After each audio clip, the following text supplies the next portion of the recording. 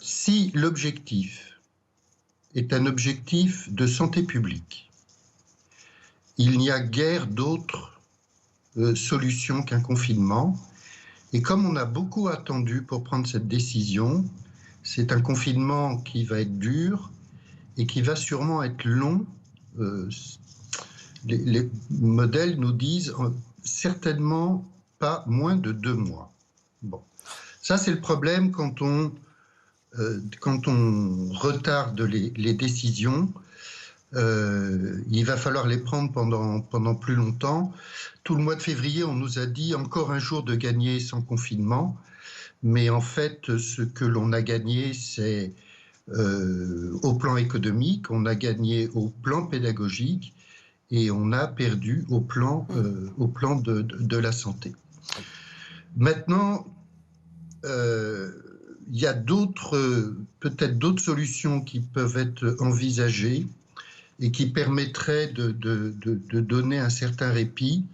Pour l'Île-de-France, par exemple, je pense que la proposition de la présidente du Conseil régional de rallonger les vacances scolaires de 2 semaines est une proposition raisonnable, qui, elle, serait susceptible sinon complètement casser la courbe, mais du moins avoir un effet réel.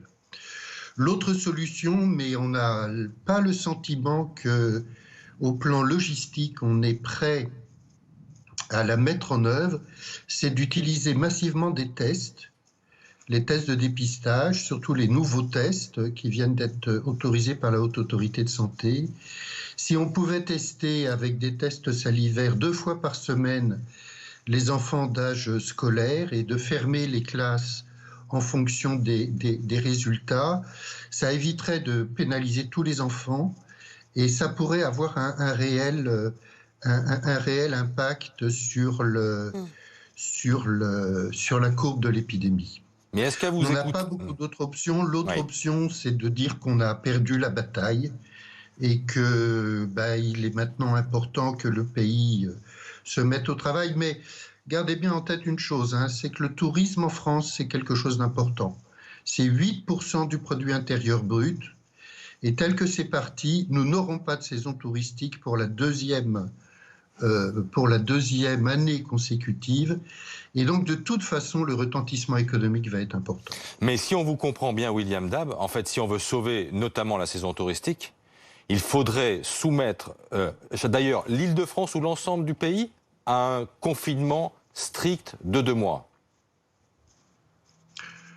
Alors oui, l'Île-de-France, sûrement. Écoutez, on est en moyenne, chaque jour en France, pour 100 000 habitants, 300 se contaminent. En Île-de-France, nous sommes à 530 et dans certains départements, nous sommes au-delà de 600. Donc l'épidémie en Île-de-France est incontrôlable. Donc oui, oui, maintenant ce serait. Rappelez-vous que l'an dernier, on est confiné le 16 mars jusqu'au 11 mai, et en réalité, la courbe épidémique s'est cassée mi-avril. Bon.